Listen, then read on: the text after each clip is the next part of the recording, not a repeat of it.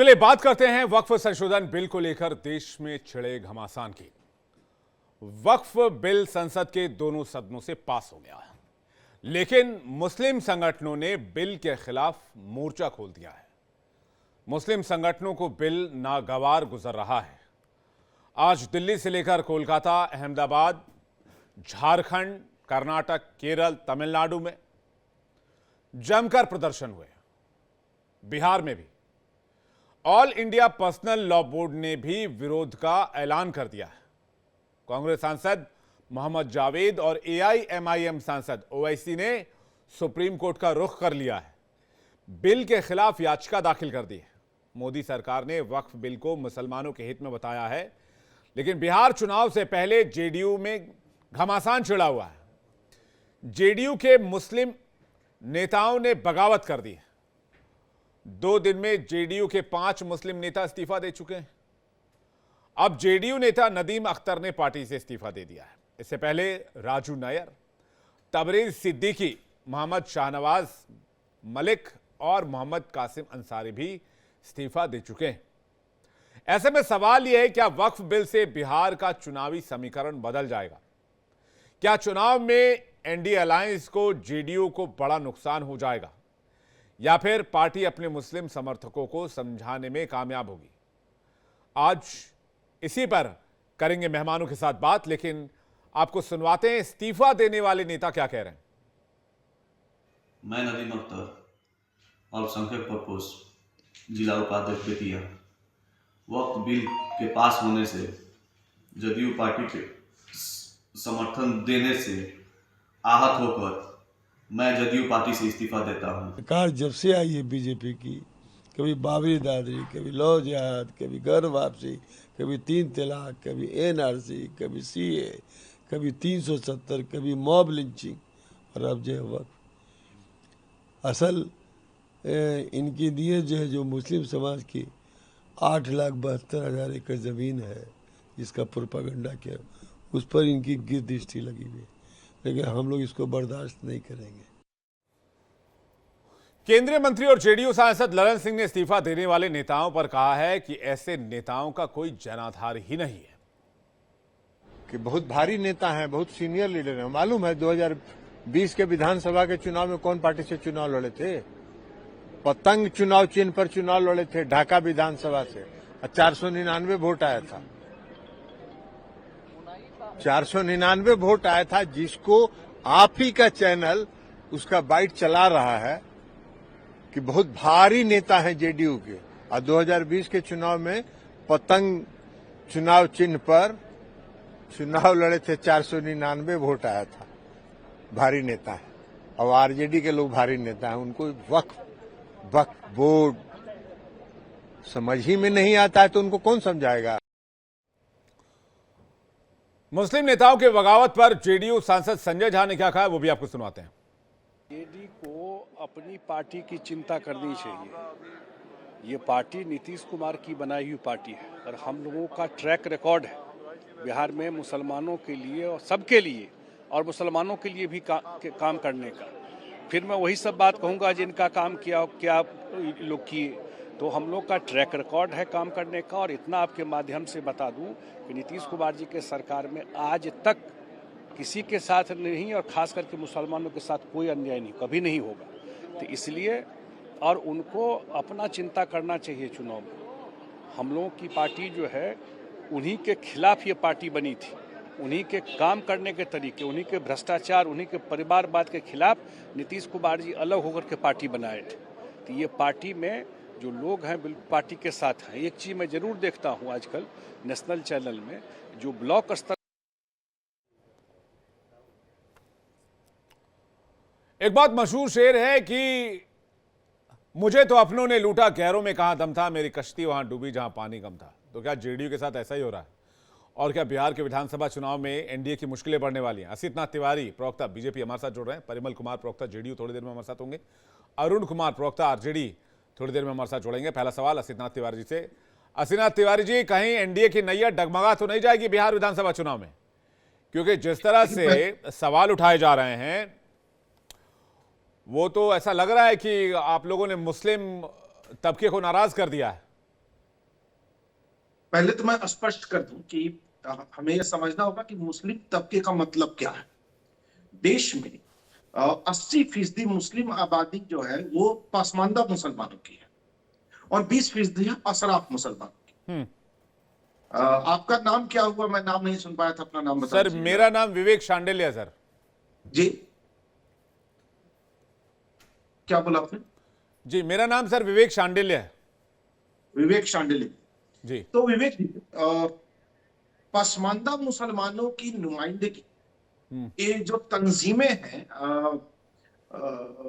मुसलमानों के अलग अलग जो ये तंजीमें हैं, कौमी तंजीमें, इन तंजीमों में 80% जो आबादी है पसमानदा मुसलमानों की, उनकी नुमाइंदगी है मात्र 6%। 94% वो अशराफ है जिनकी कुल आबादी, मुसलमानों की कुल आबादी का मात्र 20% है। मतलब ये जितनी तंजीमें हैं अशराफ मुसलमानों की हैं। और आप देखिए कि अशराफ मुसलमान जो भी हो हंगामा कर ले, पसमानदा इससे खुश है, क्योंकि जमीनें किनकी हड़पी गई? पसमानदा मुसलमानों की। जमीन किसकी हड़प ली जाती है? कमजोर की हड़प ली जाती है। मजबूत की जमीन कोई हड़प लेगा? हमारी आपकी हिम्मत, किसी की हिम्मत है? कमजोर की तो हड़प लेंगे। इन्होंने जमीनें हड़पी पसमानदा, क्योंकि वो बेचारा गरीब है, आर्थिक रूप से पिछड़ा है, शैक्षणिक रूप से पिछड़ा है, भले उसकी आबादी ज्यादा है, उसकी अप्रोच नहीं है, उसकी ऊपर तक पहुंच नहीं है, और वो अशराफों के डंडे पर हकाता रहा। अब ये अशराफ खुश है। मैं आज पटना के बगल में एक गांव में गया था, जहां मैंने कल सुना कि मुसलमानों ने पटाखे बजाए, तो मैं जरा चला गया उत्सुकता, उसकी पटाखे क्यों बजा।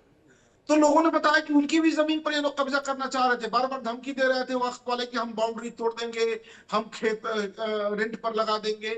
तो वो अब खुश है कि चलो ये भी मुसलमान लोग हैं।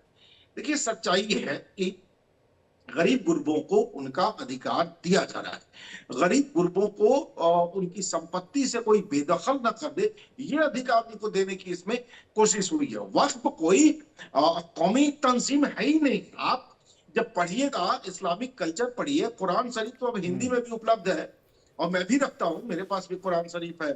अगर आपके दर्शक देखना चाहें तो मैं दिखवा भी दूं, मैं भी पढ़ता हूं, ऐसा नहीं है। कहीं भी वक्फ का कोई चर्चा नहीं है, कोई जिक्र नहीं है। ये इस्लामिक सामाजिक संगठन है, ये कोई मजहबी संगठन नहीं है, कौमी तंजीम नहीं है जिसकी बाध्यता हुई।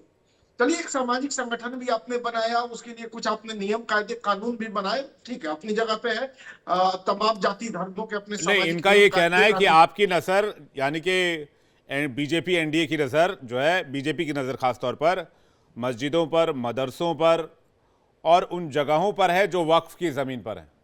क्योंकि नहीं, 80% आज की तारीख में, सुन लीजिए, आज की तारीख में 80% ज़मीन के कागजात वक्फ के पास नहीं होंगे।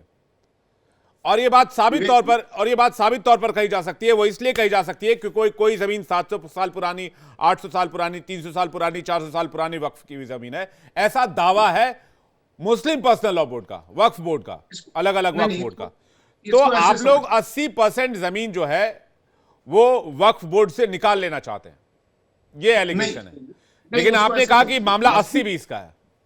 नहीं, उसको ऐसे समझिए, मस्जिद जो है, मैंने अभी क्या कहा कि वक्फ बोर्ड जो है वो कौमी तंजीम नहीं है, लेकिन मस्जिद कौमी इमारत है। वो एक धार्मिक मसला, ये क्या है? धार्मिक सामाजिक संस्था है।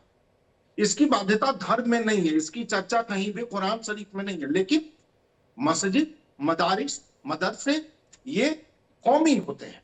आप किसी मस्जिद की संस्था में ये नियम नहीं बना सकते कि उसमें दीगर नुमाइंदे भी होंगे, अलग धर्म के लोग भी मस्जिद के नुमाइंदे हो जाएंगे। ये कानून ये देश बना ही नहीं सकता, संविधान इसकी इजाजत नहीं देता।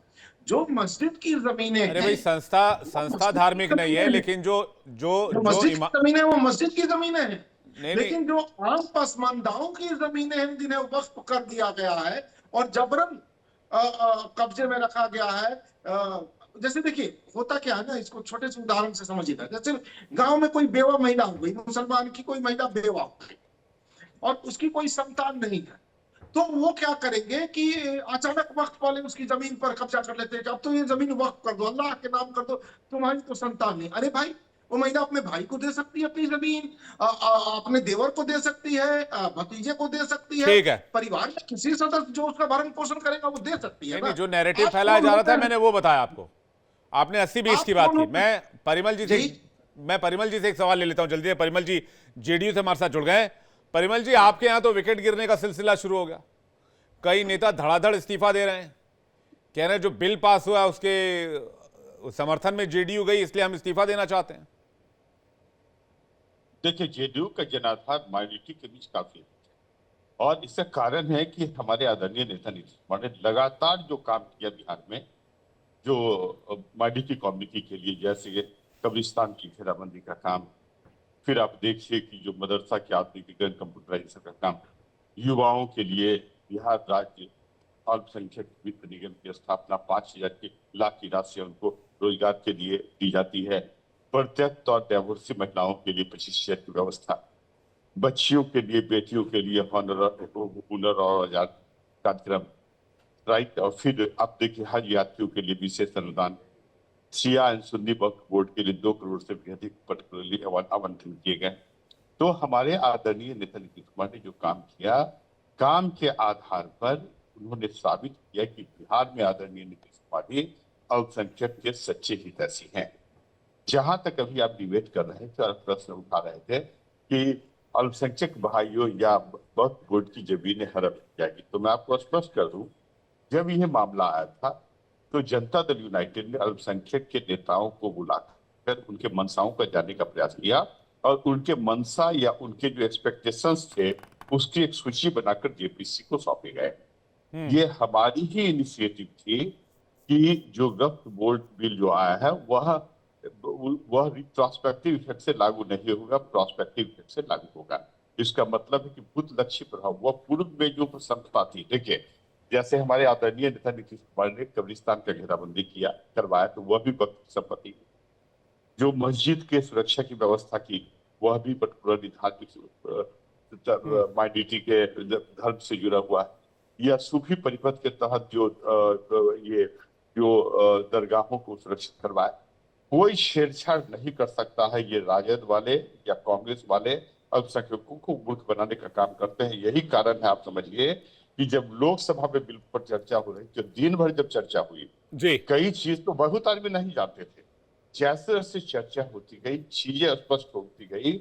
और मैं आपको बता दूं कि लोकसभा में जब ये बिल पास हुआ तो पूरे भारत में माइनॉरिटी ने आपस में मिठाइयां बांटी। उनको ये आभास हुआ कि कांग्रेस और आरजेडी जैसी पार्टी इनको लंबे समय तक मूर्ख बनाकर इनकी भावनाओं का शोषण कर अपना राजनीतिक उल्लू सीधा करने का प्रयास करती। मैं आपको बतलाता हूँ, एक प्रश्न करता हूँ कि यदि मान लीजिए कि वक्त के बारे में सब आप जानते ही हैं कि इंडियन रेलवे और एयरफोर्स के बाद 3rd लार्जेस्ट प्रॉपर्टी होल्डर ये है और 12,000 करोड़ रुपए इसकी मासिक सालाना आमदनी है, इसके बावजूद सच्चर कमीशन ने क्यों कहा कि माइनॉरिटी की स्थिति दलितों से भी बदतर है? इसका मतलब है कि पर्टिकुलरली ये लोग कांग्रेस और राजद जैसी पार्टियां हैं, ये तो अल्पसंख्यकों के लाश पर सियासत करने वाली पार्टी, आपको पता ही है कि हमारे यहाँ बागलकोट हुए। भाई जल्दी पूरा कर लीजिए, बहुत लंबा हो गया, जल्दी से पूरा कर लीजिए परिमल जी प्लीज। कांग्रेस के समय दंगे हुए, राजद उनको मूर्ख बनाकर सत्ता में 15 साल शासन किया, जो पति पत्नी का शासन था जिसको हम लोग गुंडा राज करते हैं। और उनके आने के बावजूद भागलपुर जो सफर थे उनके लिए न कांग्रेस ने कुछ किया न राजद ने किया। जब हमारे नेता आए तो उन्होंने जांच कमेटी का गठन किया और आपको बतला दे, बहुत इंफॉर्मेटिव एस्पेक्ट, कि जितने भी परिवार जिसके व्यक्ति मृत या मिसिंग थे, लगभग 975 परिवारों को 5,000 की जी, मैं इस पर अरुण यादव जी का जवाब चाहूंगा जी। तो बेसिकली अरुण जी या राजद वाले तो, अरे इन लोग ये तो अरुण जी सबसे ज्यादा अल्पसंख्यक भाई मारे गए। अरुण जी आज ये थोथी दलील कर रहे हैं। 2010 परिमल जी ये कह रहे हैं कि भाई आप मुसलमानों की लाशों पर भी राजनीति कर लें। वक्फ बोर्ड का फायदा भी आप लोगों ने ही लिया होगा। राजद और जो शासन बीजेपी के है वो ये दौरान- कह रही है, एक एक करके सर, एक एक आवाज करके, क्लियर नहीं आ रहा है विवेक भाई आपका। एक एक करके। आवाज क्लियर अरुण जी को नहीं स्क्रीन आ पे रहा लीजिएगा है। प्लीज। राजद शासन के परिमल जी एक सेकंड में आ रहा हूं, परिमल जी एक सेकंड में आ रहा हूं, परिमल जी एक सेकंड में आ रहा हूं। अरुण भाई ये कह रहे हैं कि भाई आप लोग मुसलमानों की लाशों पर भी राजनीति कर सकते हैं। बीजेपी ये कह रही है कि 80-20 का मामला है, 80 जो प्रतिशत है वो अजलाफ मुसलमान है और अरजाल मुसलमान है, 20% अशराफ मुसलमान है जिनके नाम पर आप राजनीति कर रहे हैं। पिछड़े मुसलमानों की कोई बात देखिए- नहीं कर रहा, पसमानदा की कोई बात नहीं कर रहा। देखिए विवेक जी, कौन किनके लाश पर राजनीति कर रहा है यह अकलियत समाज खुद समझ रहा है, और अकलियत समाज में किनके प्रति कितना आक्रोश है, गुस्सा है, ये जग जाहिर है। हमें नहीं वही कह रहे हैं, प्रमाण बस पत्र देने ये की जरूरत नहीं है। ये बस 20% मुसलमान है जो अशराफ मुसलमान है, यानी कि ये वो लोग हैं जो सैयद हैं, शेख हैं, पठान हैं और चौथा मुगल हैं। देखिए विवेक जी, ये सवाल नहीं है, सवाल है देश के संविधान का, सवाल है देश के निरपेक्षता का, सवाल है देश के गंगा जमुनी तहजीब का, सवाल है इस मुल्क का जो ताना बाना को तहस नहस किया जा रहा है, सवाल यहाँ है। और आप तो जानते ही हैं भारतीय जनता पार्टी के डीएनए में ही है नफरत, संविधान का विरोध, अकलियत का विरोध, तिरंगा का विरोध, आजादी का विरोध। हमें भारतीय जनता पार्टी से उम्मीद भी नहीं थी, ना देश को है, लेकिन जो अपने आप को सेकुलर का चोला पहनकर लोगों को भरमाने का काम करते थे, नीतीश कुमार जी जैसे लोग, चिराग पासवान जी जैसे लोग, मांझी जी जैसे लोग, नायडू जी जैसे लोग, उनका तो चरित्र सामने आ गया। ये लोग तो सिर्फ और सिर्फ सत्ता और कुर्सी के लिए राजनीति करते, इन्हें तो देश के संविधान से मतलब नहीं। इनके आंखों के सामने देश का गंगा जमुनी तहजीब को तहस नहस किया जा रहा है, संविधान के विपरीत कानून थोपा जा रहा है। ये बात तो लालू जी भी कह रहे थे कि भाई इन्होंने जमीन कब्जाना शुरू कर दिया। वो उस दिन हमारी बातचीत भी हुई थी, मैंने आपको सुनवाया भी था। इवन लालू प्रसाद यादव जी भी, आपके माननीय सुप्रीमो हैं, उन्होंने भी इस बात को मेंशन किया कि भाई कहीं ना कहीं कुछ तो है, कोई गड़बड़ी तो है, उस पर क्यों नहीं नजर डाला जाए। जब लालू जी ये बात कह रहे हैं तो अरुण जी ये बात क्यों नहीं कह पा रहे हैं? विवेक जी, उसके तो समर्थक हम हैं ही, और उस तरह की कानून तो 2013 में ही बन ही गई थी, जो कि सर्वसम्मति से परिमल जी एक सेकंड में आ रहा हूं, परिमल जी एक सेकंड में आ रहा हूं, एक बार अरुण जी पूरा कर ले फिर मैं आ रहा हूं। जो हमारे आदरणीय नेता लालू प्रसाद यादव जी 2010 में सदन के अंदर जिन बातों को रखने का काम किया था वो तो जायज था।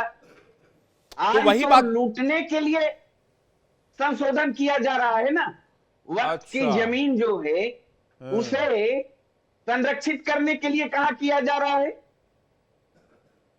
अभी तो फिलहाल आप देखिए ना, संविधान के अनुच्छेद 26 का उल्लंघन हो रहा है, 14 का हो रहा है, 25 का हो रहा है। ये क्या है? तो लालू जी भी तो कह रहे थे कि भाई ये जो लूटने है ना, बोर्ड में लोग पूछ रहा है या देश जानना चाह रहा है। सर लालू जी भी तो कह रहे हैं कि वक्फ बोर्ड के अंदर कुछ लूटने वाले लोग आ गए हैं जो इलीगल तरीके से जमीन को हड़पते हैं। लूटने वालों के विरोध में ही तो लालू जी भी थे और आज का कानून भी है, तो फिर दोनों में फर्क क्या हुआ? अरे भैया वो अलग पार्ट हो गया ना, उस पर तो कानून है, पहले से भी है। कहां कानून तो है सर? 2000 आपको पता है 2010 के बाद 2013 में अमेंडमेंट हुआ। जब 2013 में वक्फ बोर्ड में और पावर्स में अमेंडमेंट हुआ तब तो देश में कोई हो हल्ला हंगामा नहीं हुआ। विवेक जी, पूरी आवाज भी आपकी नहीं क्लियर आ रही है, लेकिन हम जहां तक समझ रहे हैं आपकी आवाज को, 2023 का जो संशोधन था सर्वसम्मति से था, 13 का, उस समय तो भारतीय जनता पार्टी ने भी ताली बजाकर समर्थन किया था। वो तो उस बिल में अब क्या आन पड़ी उस बिल को अब कई बिंदुओं को आप निरस्त कर दिए, जो देश हित में था, जनहित में था, लोकहित में था, अल्पसंख्यक के भावनाओं के अनुरूप था, संविधान के अनुरूप था। अभी जो आप कई बिंदु लेके आए हैं, ऐसे तो खामियां बहुत सारे हैं, लेकिन 2-4 पॉइंट जो महत्वपूर्ण है, यह तो संविधान के विपरीत है ना। सवाल यहाँ है ना। सर पास ही तो संसद से हुआ है, कानून तो संसद से ही बनेगा ना, और मेजॉरिटी ने पास किया, मतलब इस देश ने पास किया। पास किसने किया? जनप्रतिनिधियों ने किया, सांसदों ने किया। तो क्या इसका मतलब थोड़े है कि आप संविधान को ही बदल दीजिए? संविधान कहां बदला गया सर? बिल्कुल, संविधान जो कैसे? अधिकार देता है स्वतंत्रता का, धार्मिक स्वतंत्रता का, आजादी जो देता है, उस पर तो आपने हमला कर दिया ना। तो आप कहां तो हमला धार्मिक कर दिए ना। कहां चैलेंज हुआ? 14 क्या कहता है? समानता का अधिकार हाँ, देता समानता है। का अधिकार है, लेकिन 26 क्या कहता है? आप देखिए इसमें। जमीन को हड़पने का अधिकार कौन सा संविधान देता है सर? करप्शन का अधिकार कौन सा संविधान देता है सर? कौड़ियों के भाव पे जमीन बेच देना कौन सा संविधान अधिकार देता है सर? जब बात पारदर्शिता की आएगी तो पारदर्शिता का अधिकार भी तो संविधान ही देता है इस देश का, कि किसी भी संस्था में पारदर्शिता होनी चाहिए। नहीं, वो तो होनी चाहिए जी, लेकिन जो उनका जो धार्मिक आजादी है, स्वतंत्रता है, समानता है, उसमें आप क्यों दखल अंदाज करेंगे? उसके लिए तो नियम है, कायदे हैं, सारी चीज है ही। जी, मैं बार बार आप उसी लाइन पर आ रहे हैं। परिमल जी कुछ कहना चाह रहे हैं आपको? परिमल जी, उसके बाद मैं तिवारी जी आपके पास आ रहा हूं। परिमल जी देखिए, एक्चुअली आरजेडी जो है वो घोटाला, अपहरण, अपराध विरोधी, बलात्कार जैसे अब कहाँ ये जा रहे हैं? कहाँ जा रहे हैं? मेमोरी लॉस जैसे घटनाओं को ये संवैधानिक अधिकार समझते कहाँ जा रहे हैं? मैं आ रहा हूँ पॉइंट पर। करना इनसे है, पूछें, इनसे ये समझ नहीं पाते हैं। अरे ये जो वेस्ट का मुद्दा है वो धार्मिक मुद्दा नहीं है। आप धार्मिक भावनाएं नहीं उसकाएं, आपको समझ में आनी चाहिए। देखिए, एक एक करके अरुण जी, एक एक करके सुन लेते हैं परिमल जी क्या कह रहे हैं। मैं यहाँ पर एग्जांपल लिख देता हूँ कि जो सुधार किए गए वो सकारात्मक सुधार है। उद्देश्य है कि देखिए, वक्त में जो संपत्ति दान की जाती है उसका उद्देश्य होता है कल्याणकारी योजनाएं, जैसे शिक्षा का संवर्धन करना, महिलाओं के उत्थान का काम करना, राइट, रोजगार उपलब्ध कराना, ये सारे उद्देश्य होते हैं। तो जैसे वक्त की संपत्ति यदि दी गई, किसी ने वक्त किया और मान लीजिए कि उसका बेहतर प्रदर्शन मैनेजमेंट नहीं हो रहा है, मुट्ठी भर लोग उसका दुरुपयोग कर रहे हैं, तो यह जो अधिनियम आया इससे प्रशासनिक कुशलता आएगी, अकाउंटेबिलिटी फिक्स्ड होगी और साथ ही साथ ट्रांसपेरेंसी भी आएगी। देखिए, ये लोग जैसे सचिव कमीशन ने जो रिकमेंडेशन दिया था, ध्यान कर देते हैं कि उसने जो रिकमेंडेशन दिया था उसके 90% प्रावधानों को इस अधिनियम में लागू किया जाने का प्रयास किया गया। कई मुद्दे पर ये लोग संविधान की दुहाई देते हैं। मैं एक बार बता दूं कि एक प्रोविजन का उदाहरण मैं दे दूं कि जैसे सपोज करें कि ये कहा गया कि भाई वक्फ ट्रिब्यूनल के जो आदेश होंगे उसको न्यायालय में चुनौती दी जाए, तो मैं आपको बता दूं कि भारत में हम लोगों ने ब्रिटेन के का जो पैटर्न है रूल ऑफ लॉ सिस्टम, उसको अडॉप्ट किया, जिसमें सिंगल जुडिशियल सिस्टम होता है।